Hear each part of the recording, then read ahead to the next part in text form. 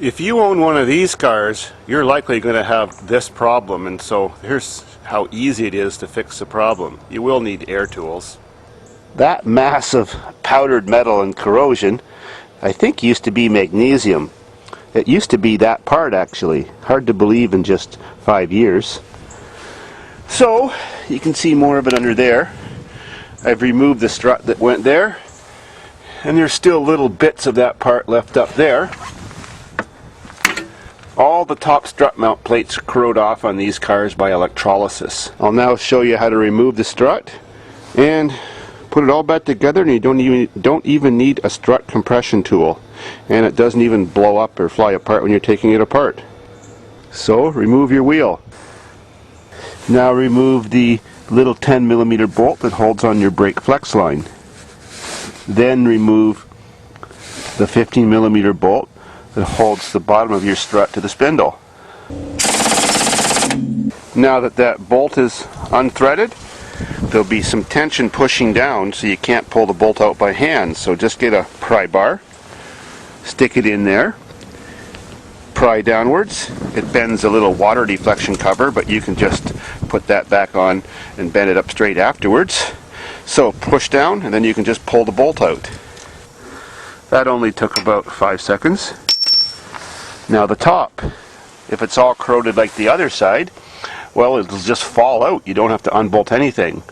On this side, well, I'll see if it'll unbolt, but if it doesn't, it's easy enough just to break off. Now open your trunk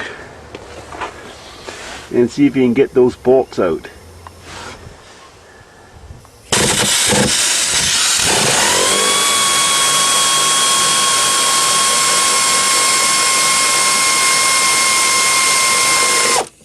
Simple as that. Done. Now the strut just drops down. You just pull it out by your hands.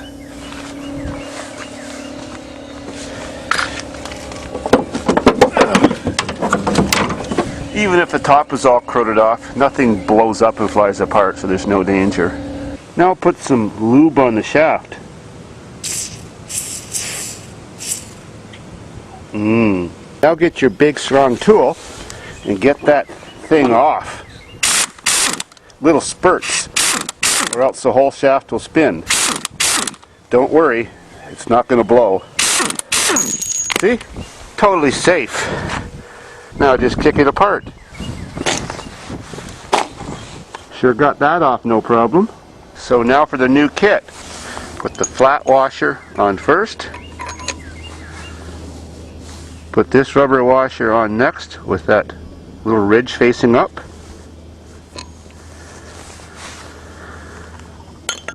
Put this plate on next, lining up the groove for the spring.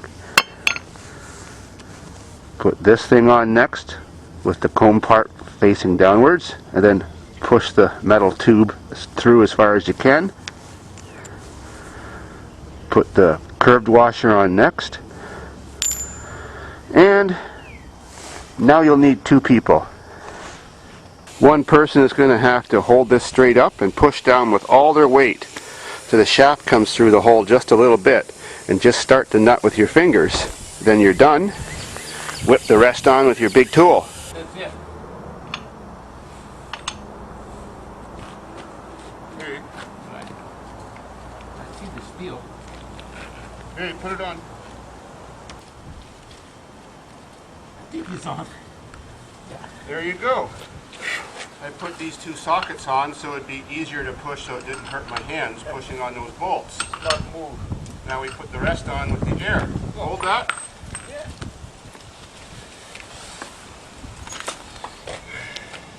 How many pounds in that thing? You must have 200 pounds. The big tool always can get the job done now. Yeah.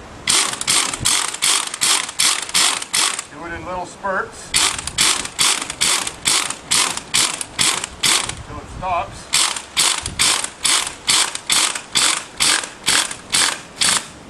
That's it. It can't come no more. Next. Now you have to put it inside there. Oh, that's easy. It's easy? Yeah, but we're going to put the other one together first. Oh, okay. That makes sense. I'm just going to slip it back into the space. To put the strut back in, to get the bottom bolt in, I just got another long pry bar, put it on this lower suspension, put the other end on a body part, push down with my foot, reach my other hand, and shove the bolt back in the hole. Now just tighten all the bolts and you're done.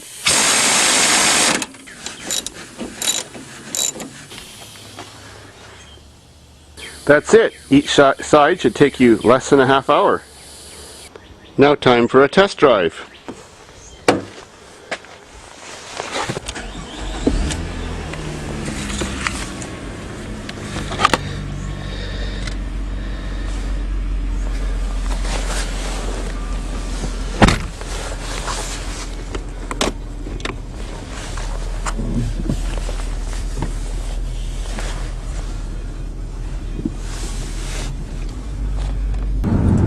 $174, 682 kilometers. Drives like new. A little bit of squeaking from the rear right, kind of like rubber on chrome, like that chrome shaft in the shock. Maybe I'll have to give it a little squirt of oil.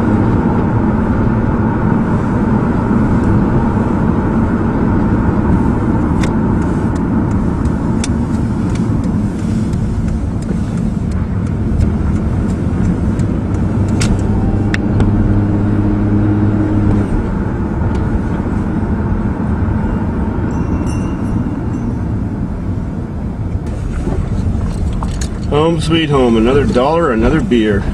Damn, it's expensive. Yeah, you can really hear the squeaking now.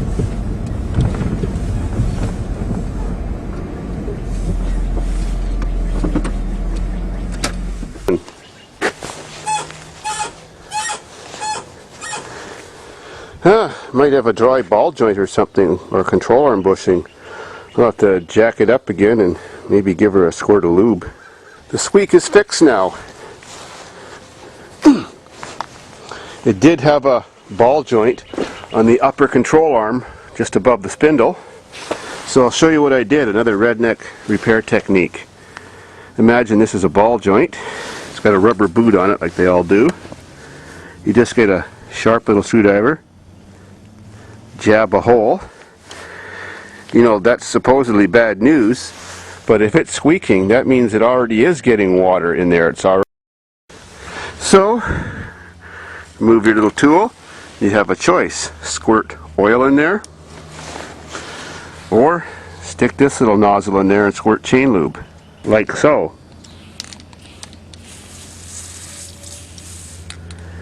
Fill it all up, and if you wait a few minutes, it percolates all around inside there, and your vehicle is fixed. This is really common on the front end of Hondas and a few other cars, and Fords. Yeah, all you gotta do is turn the wheel sideways if you're working on one of those cars. Jab your little hole. Once you identify which joint is squeaking, squirt your oil in, turn the wheel back and forth a few times, or go for a ride, and it's fixed for several months. Customers just love it. $5 repair saves them a ball joint.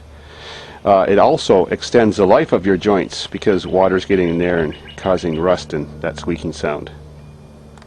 Eventually you can change it when you get around to it and have enough money left over for beer.